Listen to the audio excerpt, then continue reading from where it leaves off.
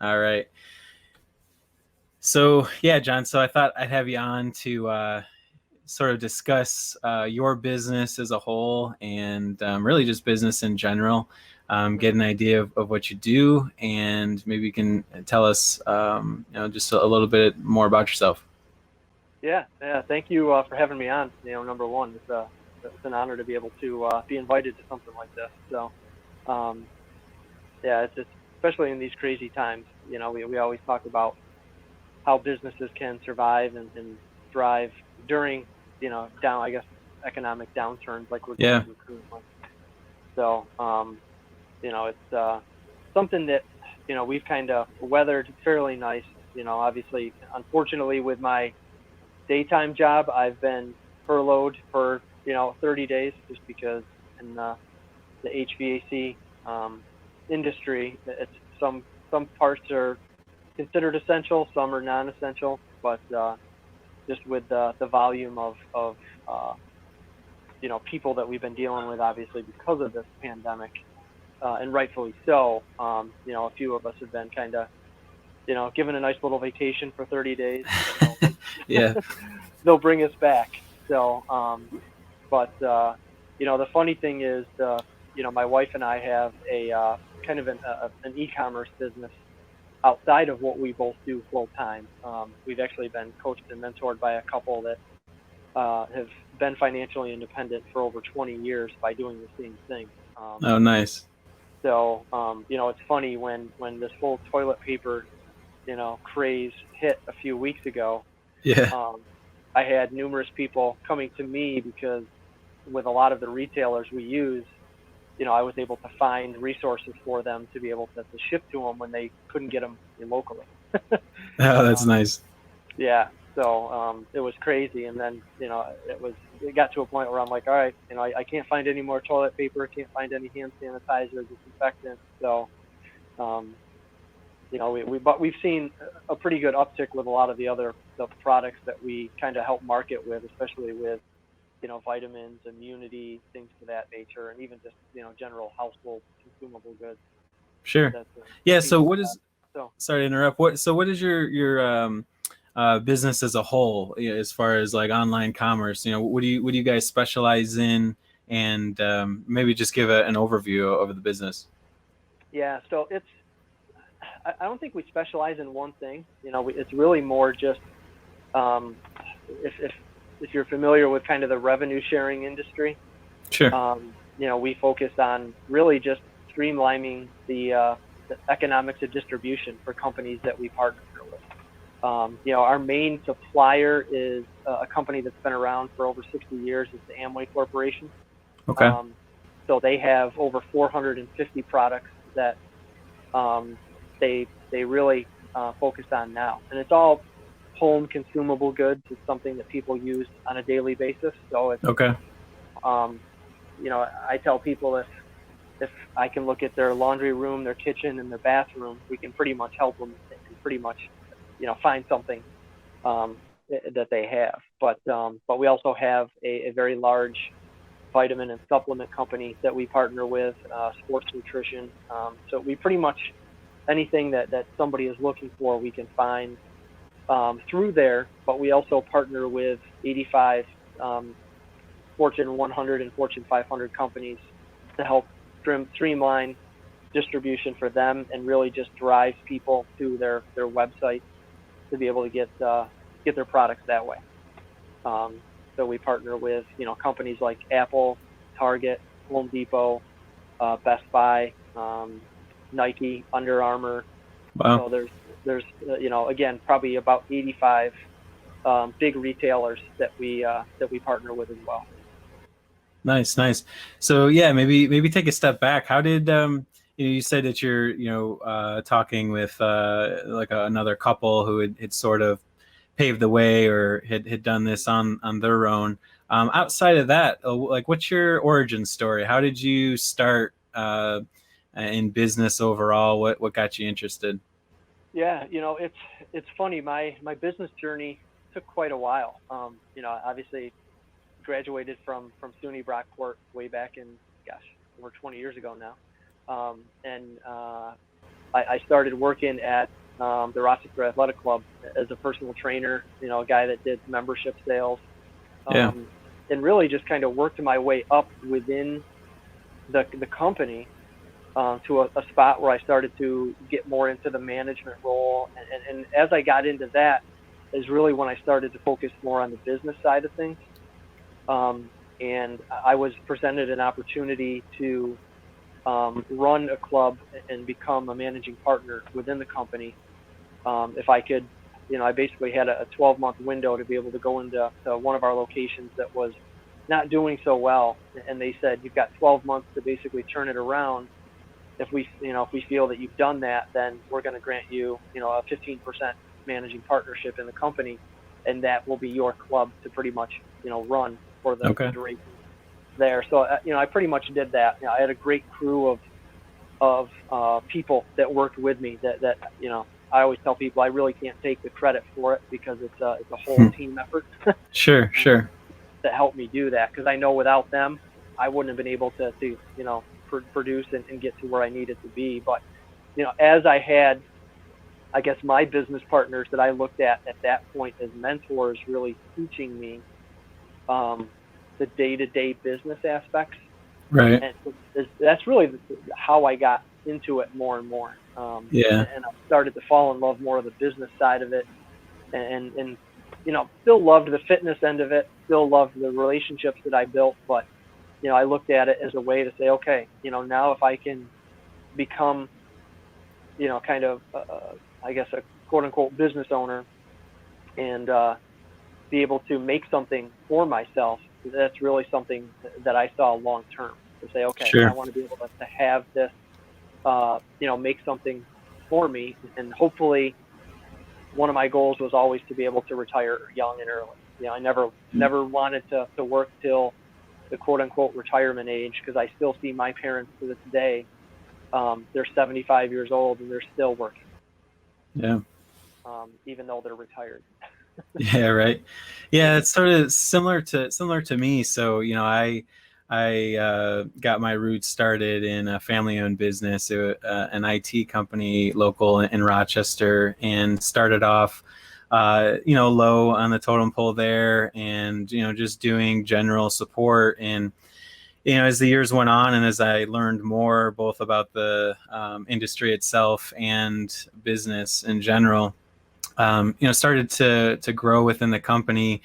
And like to your point, certainly were people instrumental, in getting me to the place where I was able to elevate to. But I think there's certainly something to be said for seizing the opportunity too, and taking the opportunity and actually turning it into something worthwhile and successful. And I think that, to your point about trying to turn that around and seeing a future for yourself, that was something that my success within my previous occupation kind of gave me that glimmer of hope of, like, yeah, you know what, maybe I can do this, and maybe it isn't so hard. And I think a lot of people sit back and sort of think it's unattainable or unachievable to run your own business, or even just to be like a freelancer. I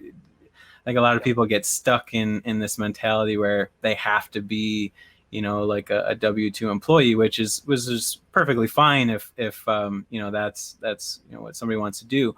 But I do think a lot of people wish or want they could run their own business, but they just never take that leap, or maybe just don't have the opportunity to see success within themselves before they do so.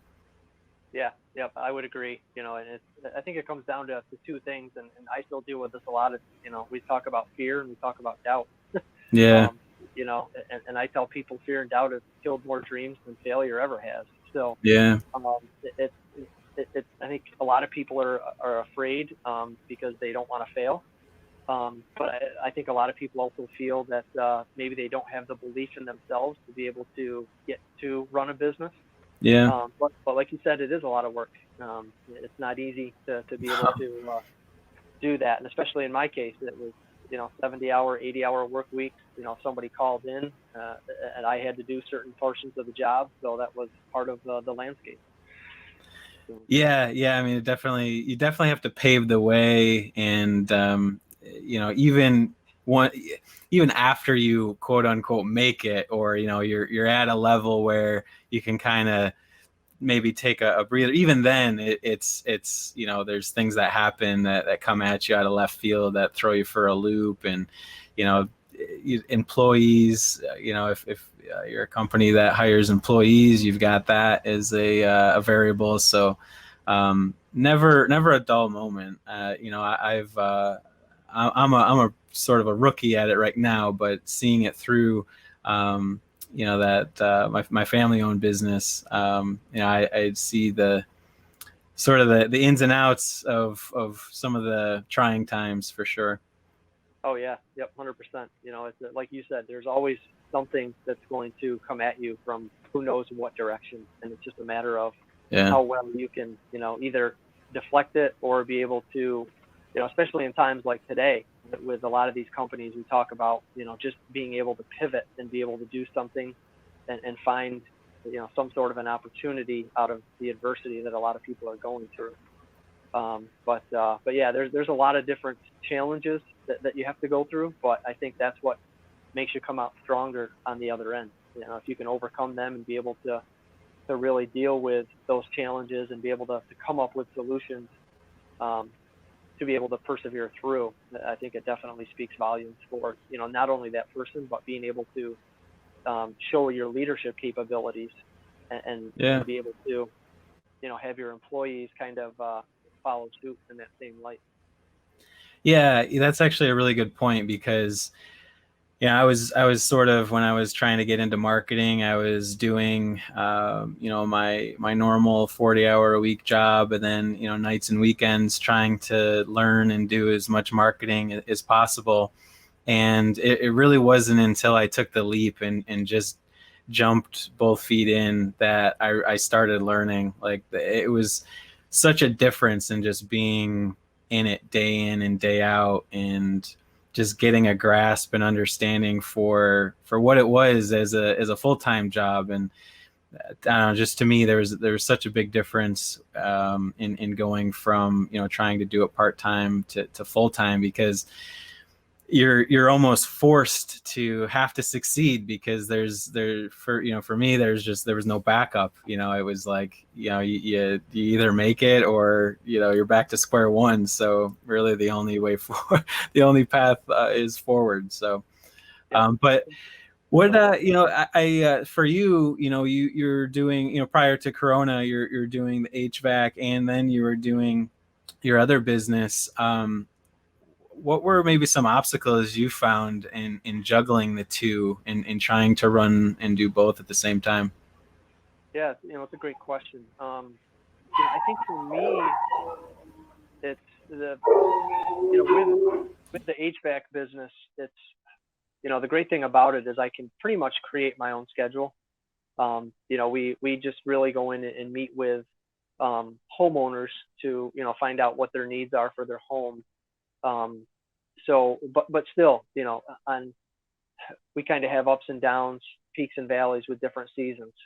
So when we're slow, kind of nice because of the fact that I can pretty much have a little more freedom throughout my day. But during our busy seasons, I'm putting in 12-hour days. So it's really more, I think the big thing is being able to plan your calendar, and calendar planning has always been big for me. My wife makes fun of me because I still have a paper calendar. Yeah. But for me, I like to be able to see my whole week on a piece of paper to say, okay, here's what I have written down. So it's definitely challenging, because especially having a family and having 2 kids to be able to take care of as well, and you got to be able to devote time to certain things. So I think the big challenge for me is just being able to still plan my day ahead of time, so I know exactly what I'm doing, to say, okay, if I'm working a 12-hour day where I got to go in at 7 in the morning, and I know I'm not probably going to get home till 7 o'clock at night, how can I build our business outside of that? Sure. If I got to come home and I've got, my kids and I want to spend some time with them, say, okay, we're going to have dinner, we're going to spend some little bit of time together. And then, after I put them to bed, then we focus on our business. So whether it's from 9 o'clock until 2 o'clock in the morning, whatever, that's what we got to do. Yeah. So it's really more about, I think our mentors always told us, if you don't, plan your day, your day's going to pretty much plan you. So it's all about calendar planning and being able to, be present in what you're doing. Because I'm a big, I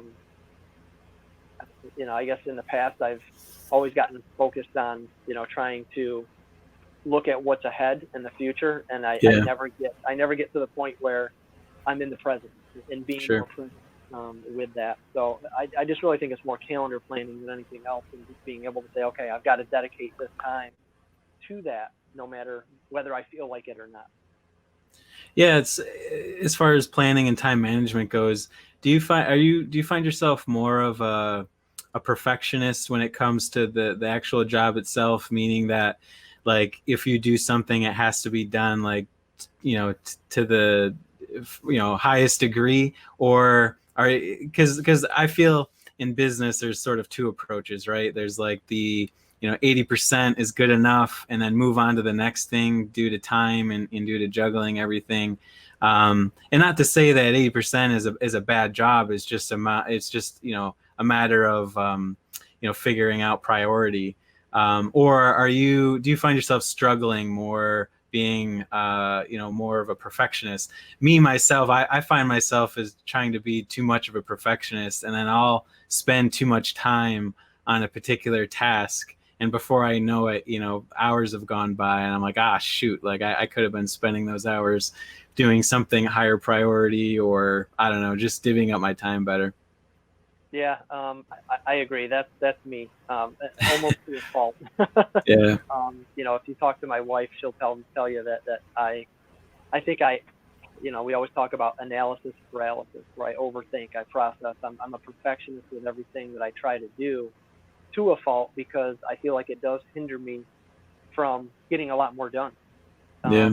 And it's funny, I see it in my 11-year-old daughter, where she gets frustrated if it's not perfect, if it's not done a certain way. Yeah. And I look at her and I'm like, man, she's inherited that gene from me. Yeah. To do that. So yeah, I definitely agree. I'm more of a perfectionist. I'm trying to still work on not being so perfect, and saying, look, we just got to do the action, and sometimes not worry about over analyzing or overthinking it. Just do it, and then yes, will some things be good? Yes. Will some things be not so good? Yeah. But we have to learn from it and be able to move forward in that light. Sure. Yeah, I don't really have experience with it, but I hear the same thing in regards to employees. Trying to get your employees to do things up to par as you would, and that sometimes is a detriment to business owners as well, because really maybe two reasons. One, it's micromanagement. You're constantly breathing down the neck of your employee. Not to say that your employee should be doing a bad job, like that. That's different story. But the 80%, or getting somebody to do a job that is good enough, and then the other one really being that if you're constantly worrying about your employees and spending time with your employees, then what good is an employee? Your employees is supposed to help you and save time, and effort for the company, and help to grow the company and scale. And so if you're worrying about them, you're obviously not worrying about your own duties. And there's obviously exceptions and everything, but I think for the most part, the struggle with a perfectionist business owner, is maybe employees too.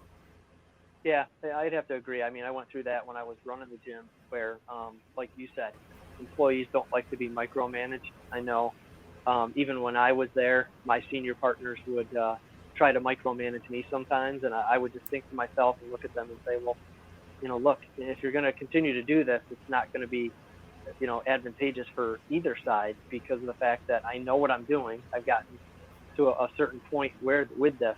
Um, but I also feel, being a business owner, you know, when I was doing that, I felt that my employees, you know, and rightfully so, they didn't have the same, I guess I don't want to say passion, but sometimes work ethic, things like that, because you're thinking, Yeah, okay, I'm, and I'm this way because this is my livelihood. sure. This is my business. So, reflecting back on, all right, are my employees going to be as focused and as determined as I am, because Yeah, they don't have a stake in the business. They're just absolutely. Yep. there to do their job and um, I guess I don't want to say collect a paycheck, but get paid for what they're doing. Yeah, They don't have that investment into the business that I do. So sure. I think it can be a skewed view from being a business owner. So I think you definitely have to kind of take your foot off of that micromanagement a little bit to say, okay, we've got to be able to trust our employees and know that we trust them, especially now. I mean, for the amount of people that are working remotely, I know. um, your boss can't Yeah.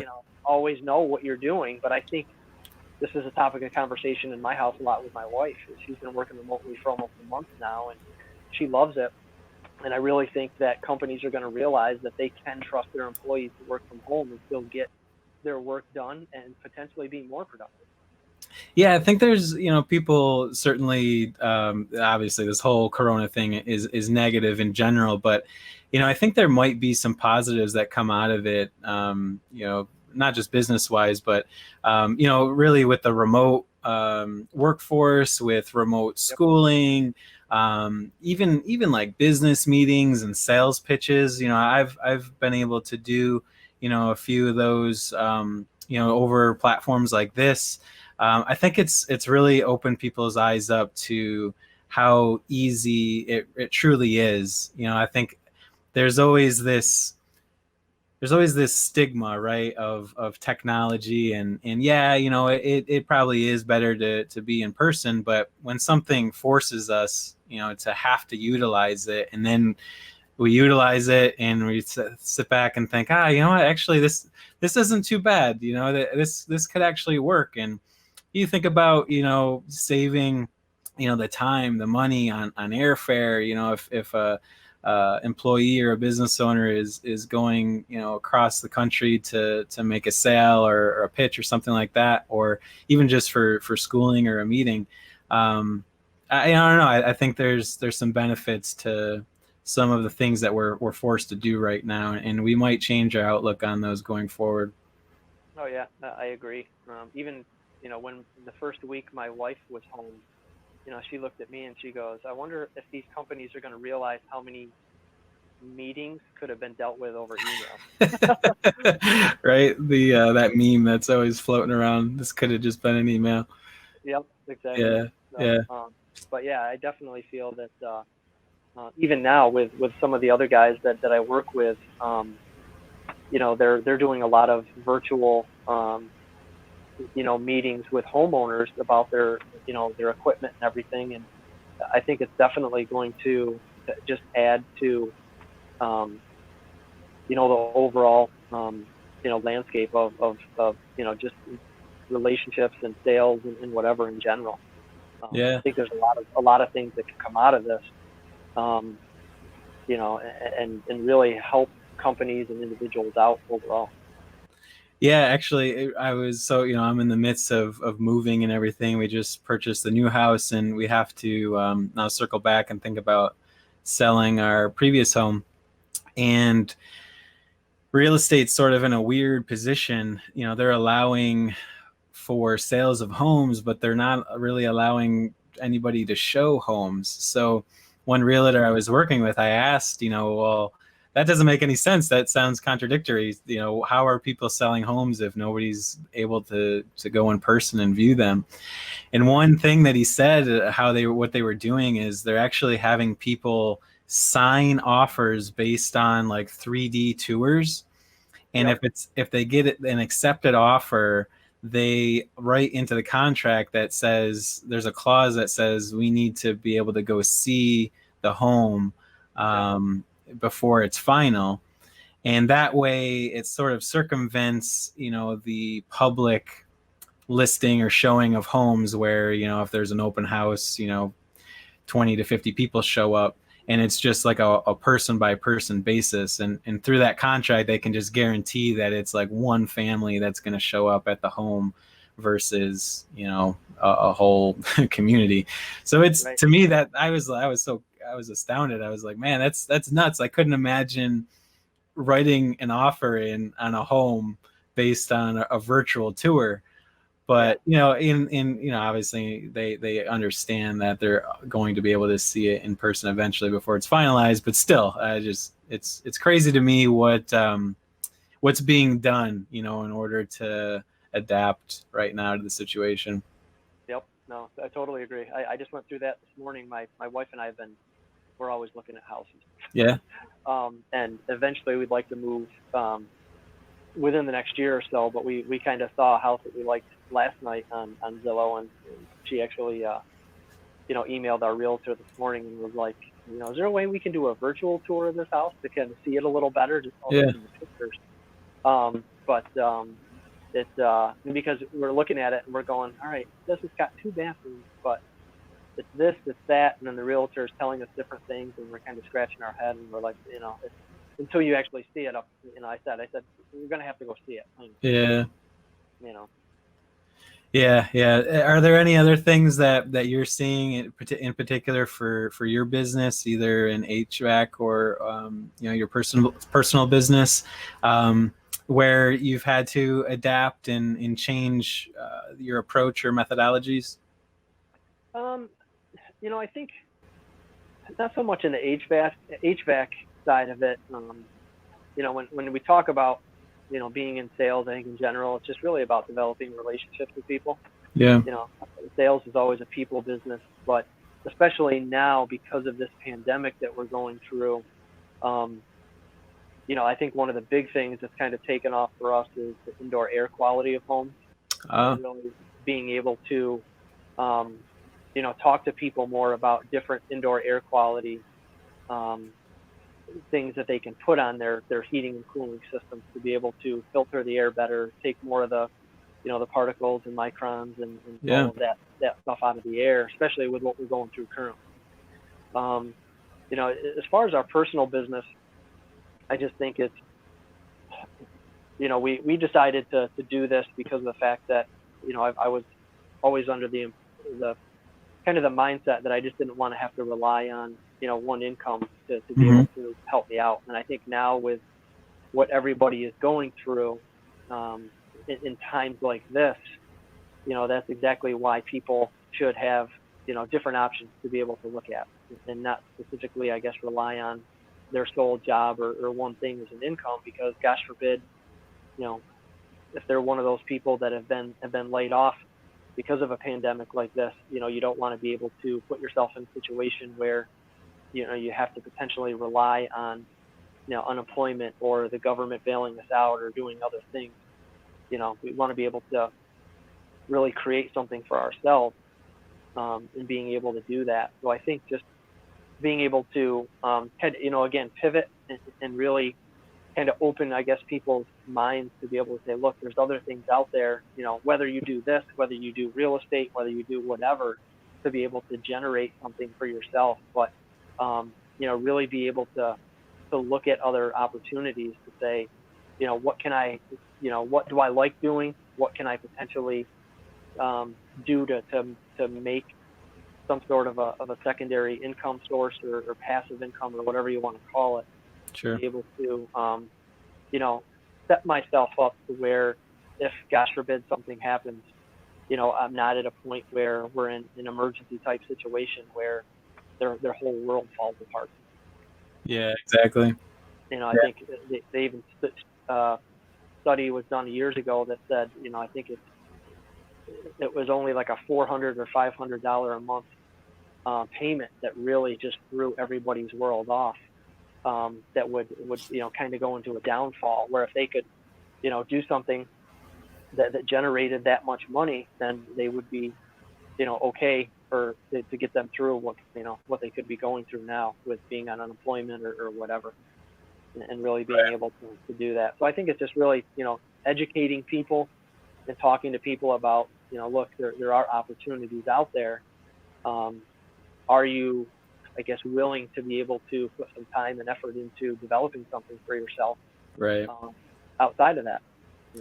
Yeah, I think that's the sticking point. A lot of people, and I get it. Families and people get into situations where they're already dedicating their time to certain things, or they have certain bills, or whatever. So I get it, but no, 100%. I mean, yeah, I wonder if all this Corona stuff is, if anything, is going to have an impact on the economy long term, in terms of people's spending habits, right? Like our generation, really 2-3 generations back, has never really seen anything like this, where like it's just complete stop. And really, I mean, something like this, as far as a pandemic, hasn't really ever happened, where the entire world is shut down. But yeah, I think back, maybe the closest thing would be like the Great Depression, but that was more of like an economic thing. So, anyways, our grandparents, parents, and ourselves have really never had a complete stall of the economy. And I wonder if this maybe gives a lot of people pause, to your point about going out and building something for themselves, just in case this happens. And then, hey, if it turns into something lucrative, great. But then also, from spending habits, do I buy that car that's a $500 car payment now, and do I go out to dinner as much as I did before, or are people going to start to save more and say, hey, look, if Corona is sort of like the new norm, or now I know that's a possibility, at least, do I put away some extra money for that rainy day, so to speak? So this thing's nuts. I think it has so many impacts, business wise, personal wise. It's so I don't know. It's so polarizing and engrossing from all angles. Yeah, I agree, and it's I think, to your point, financial literacy is something that we're big on in our business. Because outside of really the monetization piece of what we do to kind of create our income, we really focus on coaching and mentoring people just in life in general. Yeah. And financial literacy is probably one of the biggest things that we really try to help people with, because most people don't really know or have that because it's not taught in school. No. People just get thrown into the world, and they're expected to be able to manage it. And if you can't manage certain things, then you can't be able to kind of put yourself in a situation where you can get ahead. So I think number one, we have to start with financial literacy and just talking to people about that, and being able to say, okay, let's see if you can create a budget for yourself and be able to do Sure. this, do that. So and I think especially this generation, you look at it where they're coming out of college with so much student loan debt. Yeah. And they're getting jobs that are paying them $30,000 to $35,000 a year, and they're not making a lot of money, and they're still having to live with their parents to be able to save up money or be able to start paying those student loan payments back, and they never really get ahead. Yep. So I think it is tough with certain people to be able to afford to be able to, like you said, do I really want to buy a car and have a $500 car payment? Or would I rather be able to live below my means and say, you know what, let me drive a car that I can buy for maybe $2,000, $3,000 outright, and just drive it Yeah. until it dies. Yeah. And same thing, all right, do we spend $50, $100 to go eat out, or do we just buy food and cook and be able to save that? So I think it's a fine line that people juggle, and especially now with being able to focus on saying, okay, what do we do with this, even the stimulus money that they're giving? Right. Are we going to redirect that to being able to pay some of our bills? Do we put it in an account and just let it sit there for a rainy day, like you said, because gosh forbid if something happens down the road, or if this pandemic goes further than it does, Yeah. we're going to need that money to be able to just pay our bills in general. Yeah. No, it's you're right. It comes down to the individual, and really the education, right, of the individual, and a lot of it too is probably based around what they're used to, right? So upbringing, people that they surround themselves with, like you and I were talking in the beginning about, having great teams, great mentors, and Yep. just being able to grow within that. So Yep. what going forward for your business and everything in your career? What are your hopes or your goals here? Future wise. Yeah. The big thing is still early retirement. Mm-hmm. um, while I'm still, I guess working my full-time job, I'm just going to be able to really maximize the most I can out of that. The goal my wife and I have is our number one goal is to be able to kind of develop this asset that we're developing through our business to be able to replace her income within the next 12 Okay. to 18 months. Where, we want to have kids, she wants to be able to kind of start being a stay-at-home mom and really Okay. be able to do that and still work our business pretty much at that point kind of full time. But it's really, number one is being able to build our business to the point where we can replace her income, where she can kind of quote unquote, retire. Yeah. And then probably within 2 to 3 years after that is I'll be able to. My goal is to retire and have our asset, develop something where it's replaced both of our incomes, and then we just or have that business generating that passive income for us. So then that way we can kind of trade in our full-time jobs and really live the life that we want to. She's big into traveling, so we want to travel. We want to be able Yeah. to, have kids of our own, and then not really have to, send them to a daycare center 8 hours a day. We want to be able Yeah. to raise them and be able to, really mold them the way we want to, and we want to be able to help other people and let them know that something like this is attainable. It's just a matter of how much work you want to put behind it to be able to get to that point. No, I think that's a perfect way maybe to just even wrap it up is, Mm-hmm. we all sort of have our dreams and hopes and goals, but it Yep. it takes the hard work and laying the groundwork and the foundation for it in order to make it happen. Yep. It's certainly not easy, Yeah. No, definitely but not. It's just hard work is number one. yeah, absolutely. Yeah. Well, John, man, awesome conversation. I appreciate coming on. Yeah, thank you for having me. It was definitely a pleasure, and I'm excited to to see this. And again, I appreciate you reaching out to me and having me on today. Yeah, absolutely. Take care. Good luck with everything. All right. Yep. Thank you. Take care. All right. Bye.